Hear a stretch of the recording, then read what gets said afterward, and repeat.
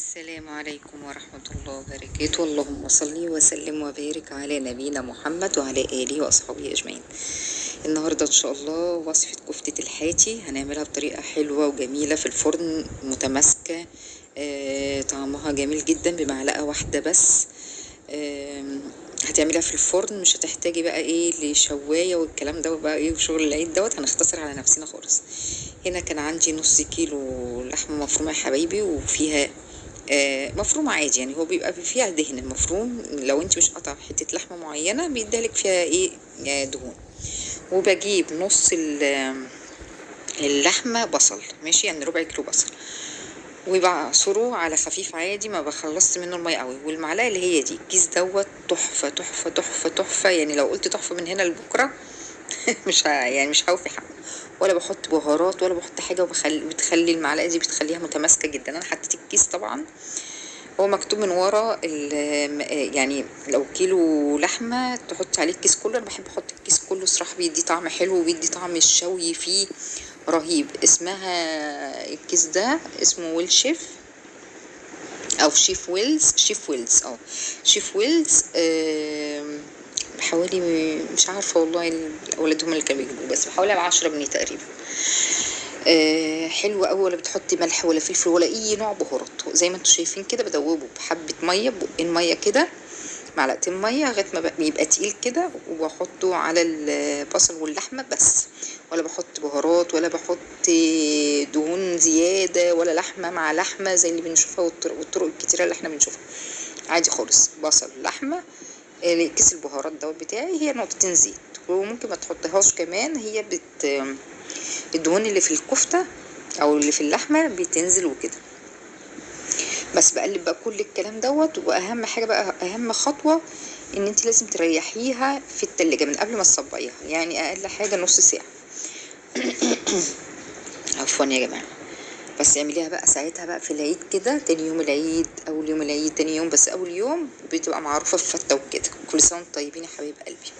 كده خلاص، بص حتى شكلها بان، وتحس ان هي بتزيد سبحان الله.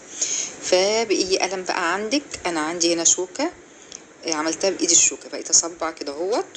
وتعملي لها برضو لو عايز، هي فيها طعم الشوي، يعني هي فيها طعم الشوي، البهارات دي بتخلي فيها طعم الشوي. انت عايزه تعززي الطعم دوت، ممكن عادي تعملي لها فحمايه، تصفيها على عين البوتاجاز وتحطيها في قلب من نفس الصينيه بس، وتطفيها بنقطه زيت.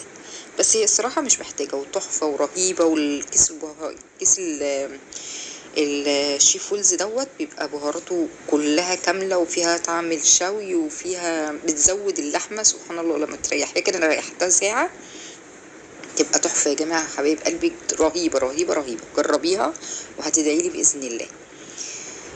هنا النص كيلو مع الربع كيلو بصل عمل لي حوالي 12 صباع كفتة. طبعا هي الكفته هتكش، يعني مش هتبقى بنفس الحجم دوت. انت بقى عايزه تكبري، يعني انت عايزه الحجم ده كبري عن الحجم دوت، فاهماني، عشان لما تكش يوصل للحجم ده.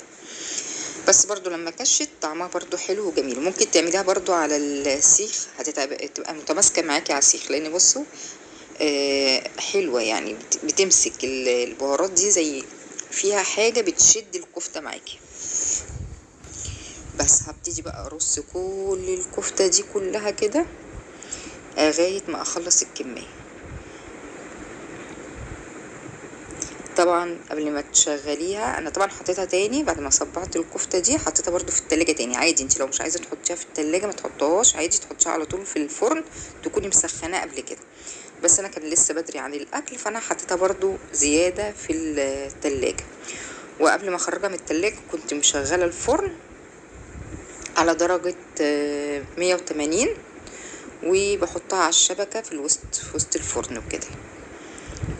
وبتقعد حوالي نص ساعة عقبال ما بتستوي، نص ساعة، ساعة الا ربع. تعملي بقى جنب منها بطاطس محمرة، تعملي مكرونة، تعملي رز بسمتي، كبسة، بتبقى حلوة قوي قوي قوي. وتعمليها لأولادك هيفرحوا بيها. يعني ممكن تعمليها في عيش فينو مع خس، مع كاتشب، مايونيز، بتبقى برضو تحفة يا بنات. جميلة جميلة جدا، يعني من كتر حلاوتها انا مش عارفة اوصف لكم ايه ولا ايه، يعني الصراحة.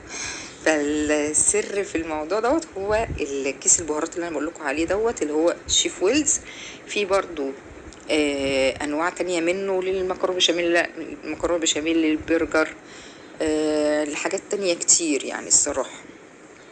في للمحشي تحفه برضو، خلطه المحشي تحفه. فجربي الخلطات دي من عندهم، من الماركه دي اللي هي ويل شيفز، او شيف ويلز. انا بتلخبط من شيف ويلز. هي بصوا طلعت اهي يا حبايبي، هي تحسوا كش بس مش قوي يعني. طبعا انا الصراحه سهيت عليها يعني في الفرن شويه، المفروض كانت يعني تطلع جوسي اكتر من كده. فهي زي ما قلت لكم نص ساعه، ساعة الا ربع بالكتير، على حسب طبعا درجة الحرارة. ممكن تبقي ظبطها على 170 زي ما بقولك، وتبقى مثلا شديدة او تكون هادية شوية. كده بقى الشكل النهائي اهو يا حبايب قلبي.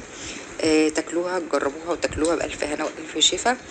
وكل سنة وانتم طيبين، عيد أضحى سعيد علينا وعليكم وعلى الأمة الإسلامية. والسلام عليكم ورحمة الله وبركاته.